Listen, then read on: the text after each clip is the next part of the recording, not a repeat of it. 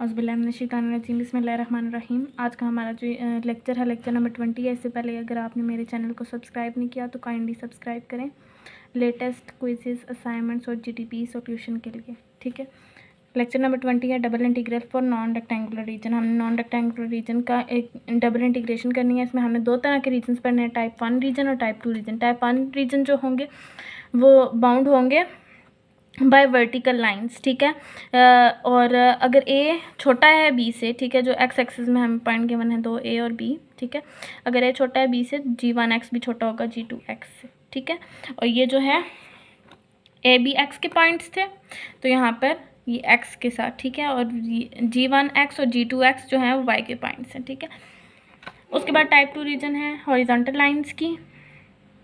जो non rectangular reason है वो हॉरिजॉन्टल लाइन से बाउंड है, और ये भी सिमिलर इसी तरह से है कि सी अगर छोटा है डी से तो हमारा H1y जो है वो छोटा होगा H2y से। ठीक है, और ये इसका एक फार्मूला लिखा हुआ है।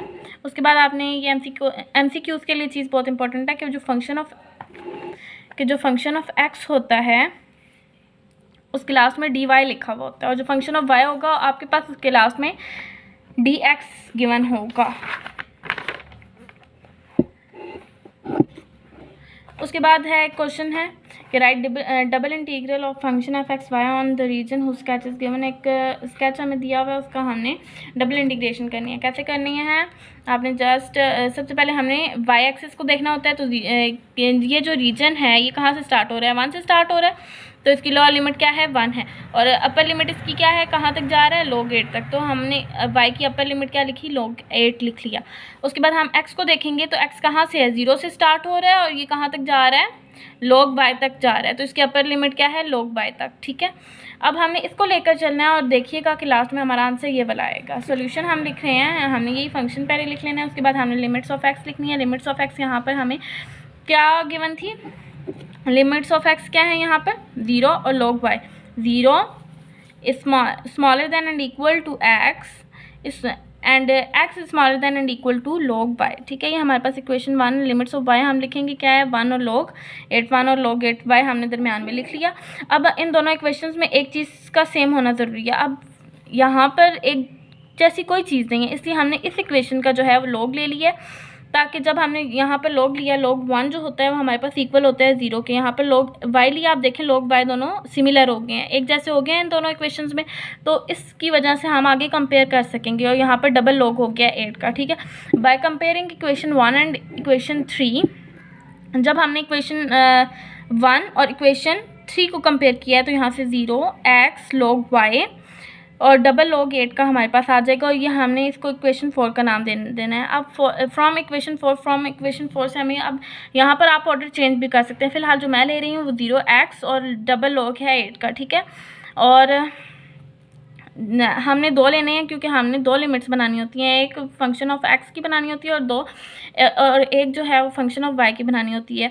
तो इसलिए दूसरा जो है मैंने ले गया है x है, log y है और डबल log है 8 का। ठीक है, तो हम यहाँ पर तो विद रिस्पेक्ट टू x तो ठीक है, हमारे पास x की लिमिट ठीक है, लेकिन यहाँ पर देखें अगर y के साथ ये क्या गिवन है, हमारे पास log y गिवन है, तो इस log को ख़त्म करने के लिए हम लेंगे एंटी log, और एंटी log जब हम x का लेते हैं तो x हमारे पास आ जाता है, log यहाँ पर कैंसिल हो जाएगा, y आ जाएगा, और डबल log था 8 के साथ, तो एक log ख़त्म हो गया, log 8 आ गया। ठीक है, हम फिर जब इसका आंसर लिखेंगे तो आंसर में हमारे पास क्या आएगा, x का क्या है हमें गिवन 0 और डबल log 8, तो हमने लिख दी इसकी इस अपर लिमिट और लोअर लिमिट। उसके बाद हमने y की लिखनी है ex, और इसकी अपर लिमिट क्या है log 8। ठीक है, और बिल्कुल फंक्शन वैसे ही हमने लिख देना है। उसके बाद हमें एक और स्केच गिवन है, और उसका भी कह रहे हैं कि आपने जो है डबल इंटीग्रेशन करनी है फंक्शन की जो आपको गिवन है। ठीक है, तो हमने पहले लिखना होता है y एक्सिस को देखेंगे 0 से 1 तक है ये y एक्सिस हमारे पास, तो 0 से 1 तक हमने y का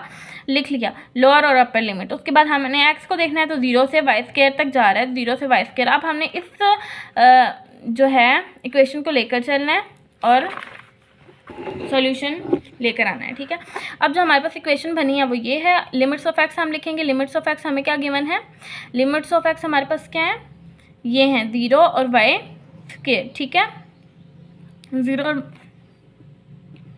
y स्क्वायर जो है वो हमारे पास लिमिट ऑफ x है। तो उसके बाद लिमिट्स ऑफ वाई जब हमने लिखी तो लिमिट्स ऑफ वाई क्या है, 0 और वाई स्क्वायर, 0 और 1 जो है वो हमारे पास लिमिट्स ऑफ वाई हैं, ठीक है। अब इन दोनों में से कुछ तो सिमिलर होना चाहिए था, जो कि नहीं है, तो इसलिए हम एक चीज़ हो सकती है सिमिलर, ये वाई हो सकता है अगर हम इस पूरी इक्वेशन का स्क्वायर रूट ले लें। तो हमने इस पूरी इक्वेशन का स्क्वायर रूट लेना है, ठीक है। अंडर रूट 0 तो 0 ही होता है, अंडर रूट एक्स आ जाएगा, और अंडर रूट जब वाई लेंगे तो स्क्वायर अंडर रूट से कैंसिल हमारे पास वाई आ जाएगा। अब ये दोनों इक्वेशंस में एक चीज़ सिमिलर हो गई। अब फिर जब हम कंपेयर करेंगे तो हमारे पास क्या आ जाएगा, ये इक्वेशन हमारे पास आ गई, हमने इसको इक्वेशन 3 का नाम दे दिया। अब इसमें से हमने ले लेना है 0, अंडर रूट एक्स और 1, ठीक है। और दूसरी तरफ हमने लिया अंडर रूट एक्स, वाई और 1, ठीक है।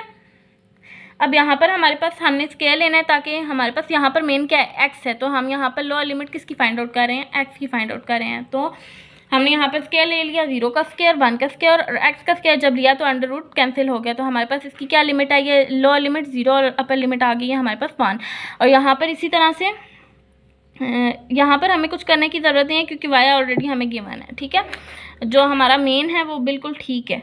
यहाँ पर तो ये था कि अंडर रूट था, तो हमने अंडर रूट ख़त्म करना था। यहाँ पर ठीक है, हमारा मेन बिल्कुल सिंपल मेन है। तो हमने इसका लिख लिया, जो एक्स वाला है उसकी लोअर लिमिट 0 थी और अपर लिमिट 1 थी, लिख ली। डी वाई की हमारे पास लिमिट क्या आई है, under root x lower limit है और अपर लिमिट 1 है, तो अंडर रूट एक्स और अपर लिमिट 1, और बीच में हमने फंक्शन लिख दिया, ठीक है। उसके बाद हमें एक स्केच गिवन है, और इन्होंने कहा है कि ऑर्डर ऑफ इंटीग्रेशन आप रिवर्स करके इसका आंसर निकाल के दे। तो in order of integration similar method से हमने ऑर्डर ऑफ इंटीग्रेशन को रिवर्स करना है, ठीक है। बस इतना करेंगे हम डायग्राम में, पहले हमने y is equal to 2x given था, तो हमने यहाँ पर y की वैल्यू गिवन थी, हमने यहाँ पर x की निकाल लेनी है, x is equal to y/2 हो जाएगा। और यहाँ पे y is equal to x square है, तो अगर हम दोनों तरफ स्क्वायर रूट लें तो स्क्वायर अंडर रूट से कैंसिल हो जाएगा, x बराबर हो जाएगा अंडर रूट y के। तो the region of integration is given, हमें रीजन ऑफ इंटीग्रेशन हमें क्या दिया हुआ है, यहाँ पर हमने रीजन ऑफ इंटीग्रेशन हमें क्या दिया हुआ है, y का क्या है, यहाँ पर हमारे पास एक्स स्क्वायर और 2x, ठीक है। लोअर लिमिट इसकी एक्स स्क्वायर है, अपर लिमिट 2x है जो हमने लिख दी, एंड और जो हमें x के गिवन है वो क्या है, 0 है, फिर x है और 2 है, ठीक है। लोअर लिमिट 0 और अपर लिमिट 2 है। लिमिट्स ऑफ y हमने सिमिलर इस तरीके से लिख लेनी है जो हमने ऊपर भी लिखी हुई है, ठीक है। अब दोनों चीज़ों में एक चीज़ तो सिमिलर होनी चाहिए थी, जो कि नहीं थी, तो मैंने सेकंड इक्वेशन को मल्टीप्लाई किया है 2 से, तो हमारे पास 2x एक जैसा हो गया था, ठीक है।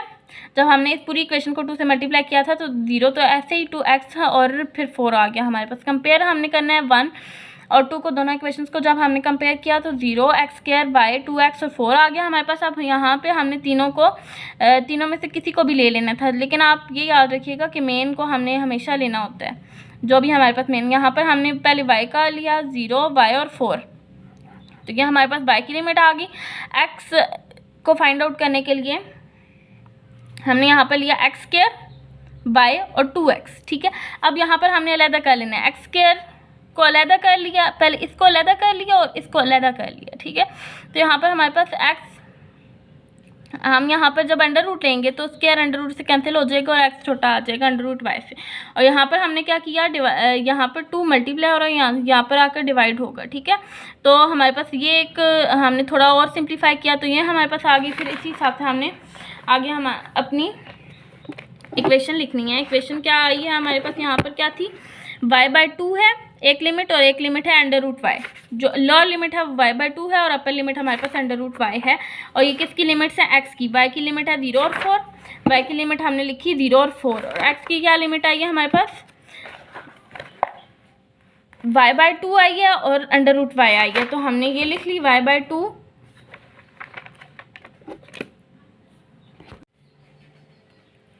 तो हमने यहाँ पर लिख लेना है, हमारे पास लोअर लिमिट 0 है, अपर लिमिट 4 है। ये अभी हमारे पास dy की लिमिट आई थी, ठीक है। जो हमारे पास पहले फंक्शन गिवन है हम उसको सॉल्व करेंगे, ठीक है। तो हमने डेरिवेटिव ले लेना है। 4 हमारे पास कांस्टेंट है, उसको हमने कुछ भी नहीं करना विद रिस्पेक्ट टू हम x कर रहे हैं, तो x का क्या हो जाएगा, x की पावर में एक ऐड हो जाएगा, जो पावर रूल हम लगाते हैं, डिवाइडेड बाय ये 2 हो जाएगा, प्लस 2 अकेला है तो इसके साथ एक x हमने ऐड कर देना है, अंडर रूट y और y/2 जो इसके अपर और लोअर लिमिट थी dy आ गया, ठीक है। अब यहाँ पर थोड़े डायरेक्ट स्टेप्स हुए हैं ये जो गिवन है आपके नोट्स में, तो ये भी इजी तो हैं, लेकिन जो आपको तरीका लेक्चर नंबर 18 और 19 में बताया गया था वो ये था कि अपर लिमिट में से हमने लोअर लिमिट को माइनस करना है। तो हम इस मेथड से भी कर सकते हैं। तो यहाँ पे मैंने साथ लिखा हुआ है कि अगर हम under root y, upper limit हमारे पास क्या है अंडर रूट वाई, तो हमने अपर लिमिट में से लोअर लिमिट को माइनस करना होता है। तो एक्स की जगह हम क्या पुट करेंगे, under root y. Square under root से कैंसिल हो जाएगा और यहाँ पर 2 1 2 2 2 4 2 वाई आ जाएगा प्लस 2 अंडर रूट वाई आ जाएगा। यहाँ पर और हमने सिंप्लीफाई किया तो हमारे पास ये आ गया, ठीक है। 2y plus 2 under root y minus y square by 2 minus y. और अगर आप देखें तो 2y में से 1y माइनस होगा तो हमारे पास यही आंसर आ जाना है, ठीक है, जो यहाँ पर लिखा भी हुआ है। उसके बाद हमने विद रिस्पेक्ट टू वाई अब इसको इंटीग्रेट करना है। तो 4 0 इसकी अपर लिमिट और लोअर लिमिट आ गई, ठीक है। और इसकी डेरिवेशन भी होगी। 2 कांस्टेंट ऐसे ही रहेगा। y की क्या पावर होगी, अंडर रूट की क्या वैल्यू होती है 1/2, ठीक है। उसमें हमने एक y को ऐड कर देना है, 3/2 हो जाएगी। अब जो पावर होती है उसी से डिवाइड होता है। प्लस y अकेला था तो y स्क्वायर डिवाइडेड बाई 2 हो जाएगा, माइनस यहाँ पर 1/2 को अलग कर लिया। वाई स्क्वायर में जब एक y को ऐड करेंगे तो y क्यूब, और इसकी पावर क्या होगी, ये 3 तो डिवाइड होगा ये 3 से ही। तो 4/3 हमारे पास आ गया। 2 जो है वो थर्ड पे है तो हमने यही पढ़ा हुआ है ना कि 1 को थर्ड से मल्टीप्लाई कर देते हैं अगर हमारे पास 3 फ्रैक्शंस बन रही हो ऐसे, तो ठीक है। 2 2 4 हो जाता है, 4/3 वाई पावर हमने लिख लेनी है plus y square by 2 minus y cube by 6, और ये हमारे पास आ गया। फिर हमने अपर लिमिट में से लोअर लिमिट को माइनस करना है। अब लोअर लिमिट इसलिए नहीं लिख रही कि देखें आप जहाँ जहाँ पर y है वो मल्टीप्लाई होगा तो 0 ही हो जाएगी, तो हम जस्ट 4 को कर लेते हैं। तो 4/3 यहाँ पर 8 कैसे आ गया, यहाँ पर आप और कहें तो y का क्यूब गिवन है डिवाइडेड बाई 2 हो रहा है। तो y का क्यूब 4 का क्यूब क्या होता है 64 होता है। 64 को जब हम इसका 1/2 यानी कि अंडर रूट लेते हैं तो हमारे पास क्या आता है 8, इसलिए यहाँ पर 8 लिखा हुआ है। प्लस 1/2 वाई स्क्वायर क्या होता है हमारे पास 4 का स्क्वायर 16 हो जाएगा, माइनस 1/6 वाई का क्यूब क्या हो जाएगा 4 का क्यूब क्या होगा 64। तो हमारे पास ये आ गया। इसको और मज़ीद सिंप्लीफाई करेंगे तो हमारा 8 यहाँ पर हमारा आंसर आ जाएगा। उसके बाद हमें एक और इक्वेशन गिवन है, एक और हमने एवेल्यूएशन करनी है, ठीक है। एक इंटीग्रेशन का हमें क्वेश्चन दिया हुआ है तो हमें उसमें क्या कह रहे हैं कि इसको अब इंटीग्रेट करना है। और y की जो हमें दी हुई है लिमिट वो क्या है 0 से 4 तक है, और x की जो लिमिट है वो कह रहे हैं अंडर रूट वाई है और 2 है, ठीक है। अंडर रूट वाई से लेकर 2 तक है तो हमने सिंप्लीफाई कर लेना है। ये भी जस्ट पिछली डायग्राम की तरह y is equal to x के, यहाँ पे हमने जब x की वैल्यू निकाली तो x इज इक्वल टू हो गया हमारे पास अंडर रूट वाई, ठीक है। लिमिट्स ऑफ x हमने लिख लेनी है, अंडर रूट वाई है और 2 है, और लिमिट्स ऑफ y जब हमने लिखी 0 से 4 तक है। अब दोनों में से एक चीज़ को तो सिमिलर होना चाहिए था जो कि नहीं है, तो हमने इसका स्केल लिया। जब हमने स्केल लिया यहाँ पर y हो गया, x स्क्वायर हो गया और यहाँ पर 4 हो गया। तो देखें आप यहाँ पर y जो है वो सिमिलर हो गया, ठीक है। तो हम इसको कंपेयर कर सकते हैं। जब हमने कंपेयर किया तो हमारे पास ये आंसर आया। अब हम कंपैरिजन के बाद देखते हैं तो 0 y और x स्क्वायर को अलग कर लेते हैं। 3 वैल्यूज हमने लेनी होती हैं, तो 0 x स्क्वायर और 4 का हम अलग कर देते हैं, ठीक है। तो ये हमारे पास इसकी जगह हमने क्या वैल्यूज पुट कर देनी है जो हमारी आई हैं। कंपैरिजन के बाद हमें क्वेश्चन में तो 0 और 4 गिवन था, ये देखें 0 और 4 गिवन था, लेकिन किसका y का। तो हमारे पास y की क्या वैल्यू आई है आप 0 और x स्क्वायर, तो हमने लिखनी है y की वैल्यू 0 और x स्क्वायर। यहाँ पर dy की वैल्यू हमने क्या लिखी 0 और x स्क्वायर, और x की हमने क्या लिखनी है 0 और 2, तो 0 और 2 हमने क्या लिखी x की वैल्यू लिखी। अब हमें और मज़ीद सिंप्लीफाई करना है। x स्क्वायर और 0 है तो हम with respect to y integrate कर रहे हैं तो y का स्क्वायर डिवाइडेड बाई 2 हो जाएगा, x स्क्वायर और 0 आ जाएगा, cos x 5 ऐसे ही आ जाएगा dx, ठीक है। cos x 5 हमारे पास फिलहाल जो है कांस्टेंट, ठीक है। तो यहाँ पर 2 0 1/2। अब हम x y स्क्वायर की जगह हमें y की वैल्यू पुट कर देनी है। अपर लिमिट में से लोअर लिमिट को माइनस करना है तो y की जगह x स्क्वायर माइनस 0 का स्क्वायर हो जाएगा। x स्क्वायर का जब स्क्वायर हम लेंगे तो x की 4 आ जाएगी हमारे पास, ठीक है। 1/2 हमारे पास ऐसे ही 1/2 जो कांस्टेंट था और हमने बाहर कर लिया, ठीक है। 1/2 हमने स्टार्ट में ले आना है इंटीग्रेशन, और फिर x4 cos x 5 dx हुई। तो यहाँ पर आगे हमने क्या किया कि इसको 5 से मल्टीप्लाई भी किया और डिवाइड भी किया। मल्टीप्लाई और डिवाइड जब हम करते हैं तो इस इक्वेशन पर कोई फ़र्क नहीं पड़ता, ठीक है। तो यहाँ पर बाई तो हो गया 1/10, अंदर क्या हो गया यहाँ पर cos x 5 x 4 dx, ठीक है। अब जो है 5x4 को हमने इग्नोर कर देना है, तो बाकी हमारे पास क्या रह जाता है 1/10 cos x 5 की डेरिवेशन होगी sin x 5, ठीक है। अपर लिमिट 2 और लोअर लिमिट 0, जब हम अपर लिमिट और लोअर लिमिट पुट करेंगे तो sin x 5 की जगह 2 की पावर 5 आ जाएगी, जो क्या है 32, 1/10 sin 32 इसका आंसर है। उसके बाद नेक्स्ट क्वेश्चन है हमारे पास, ये एक फंक्शन दिया हुआ है, ये है ई वाई स्क्वायर की जो है वो एंटी डेरिवेटिव नहीं है। The integral cannot be evaluated in the given order since e y square has no antiderivative, इसका एंटी डेरिवेटिव नहीं होता, so we change the order of integration, तो हम ऑर्डर ऑफ इंटीग्रेशन को change करते हैं।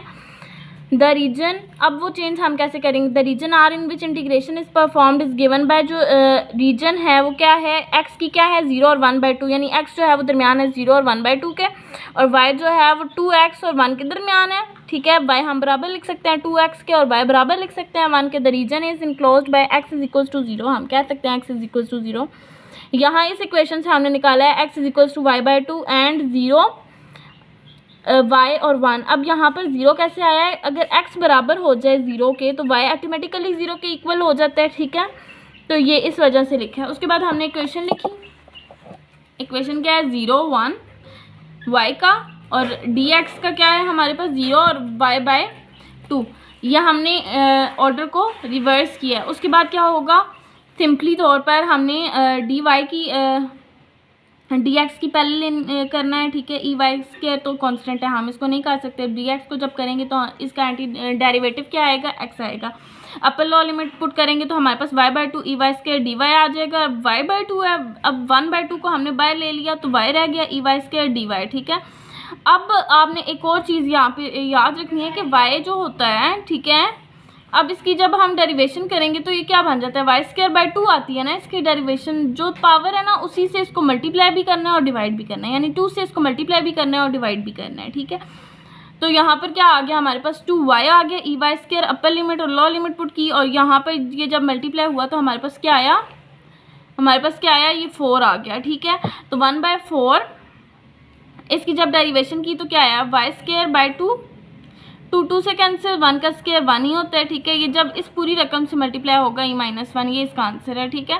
यहाँ पर क्या किया है हमने, जब हमने वैल्यू पुट की है 1 थी और 0 थी, तो ये जो है 1 का स्क्वायर क्या होता है 1 ही होता है, तो e वापस आ जाएगा माइनस, इसकी पावर हम लिख देंगे -1, ठीक है। उसके बाद एक और नया फंक्शन हमें दिया हुआ है, ठीक है, इसकी एवेल्युएशन करनी है। तो the region are in which integration हमने क्या करना होता है, लिमिट्स ऑफ x लिखते हैं, लिमिट्स ऑफ y लिखते हैं। x की क्या लिमिट्स हैं, यहाँ पर 1 और 3 हैं x की लिमिट्स, और y की क्या लिमिट्स हैं 0 और नेचुरल लॉग x का, ठीक है, ये y की लिमिट्स हैं। अब हमें एक चीज़ तो सिमिलर चाहिए होती है, तो सिमिलर हम कैसे कर सकते हैं, यहाँ पर लॉग अप्लाई करेंगे, जब हम लोग नेचुरल लॉग लेंगे 1 का तो वो 0 के इक्वल हो जाएगा। देखें दोनों एक जैसी हो गई हैं, सिमिलर हो गई हैं। जब हमने कंपेयर किया तो 0y natural log x natural log 3 आ गया, ठीक है, ये बाय कंपैरिजन आया है। फिर फ्रॉम 3 से हमें पता है चलता है कि y नेचुरल लॉग x और नेचुरल लॉग 3 और 0y और नेचुरल लॉग 3 को हमने अलहदा कर लेना है। तो जब यहाँ पर हमने नेचुरल लॉग, यहाँ पर मेन क्या है x है दरमियान में, ये हमारे पास मेन है। जब हमने इसका नेचुरल लॉग, अब ये जो e होता है ना, ये क्या होता है, इसको हम कहते हैं यूलर्स नंबर, इसकी वैल्यू होती है 2.71, एक इरेशनल नंबर होता है, और ये नेचुरल लॉग का ऑपोजिट होता है, ठीक है। नेचुरल लॉग को ये कैंसिल कर देता है। जब हमने नेचुरल लॉग अप्लाई किया तो ये y जो है वो इसकी पावर में चला गया, नेचुरल लॉग यहाँ पर ख़त्म हो गया, ठीक है। इसके बाद यहाँ पर सेम ही रहा, ठीक है। उसके बाद हमने एक फंक्शन लिखना है, फंक्शन में हम कैसे लिखेंगे, x की हमारे पास क्या आएगी, x का हमारे पास पहले हम y का लिखेंगे, y का क्या है 0 और नेचुरल लॉग 3, 0 और नेचुरल लॉग 3, और x की क्या है e y और 3, ठीक है, हमने e y और 3 लिख लिया। x dx और dy, ठीक है, ये हमें पता था पहले से ही। फिर जब हमने इसको आगे किया तो पहले हम with respect to x integrate कर रहे हैं, तो x की जगह x²/2 आ जाएगा, ठीक है, 3 e y dy, और ये जो है ऐसे ही। फिर हमने मज़ीद इसको जब सिंप्लीफाई किया तो हम यहाँ पर आ जाते हैं 9 नेचुरल लॉग 3 -1/2, यहाँ पर क्या बन रहा है नेचुरल लॉग 3 का स्क्वायर, तो नेचुरल लॉग 3 का स्क्वायर जो है e, जब हम 3 का स्क्वायर लेंगे वो 9 होगा, और जब नेचुरल लॉग अप्लाई करेंगे आप कैलकुलेटर पे करके देख लीजिएगा, वो हमारे पास 2.19 ही आता है। जब हमने -1 किया तो सारा करके हमारे पास क्या आ रहा है आंसर, इस सारे को सोल्व करके हमारे पास आ रहा है 4, ठीक है। -1/2 इस सारे को हमने जब सोल्व किया तो कैलकुलेटर पे भी हमारे पास आंसर 4 ही आ रहा है, ठीक है। उसके बाद जब हम 2 से डिवाइड करेंगे तो 9 नेचुरल दोनों के नीचे 2 डिवाइड होगा, 4 के नीचे जब 2 डिवाइड हो जाएगा तो 2 आंसर आ जाएगा। ठीक है, ये हमारा आंसर है। उसके बाद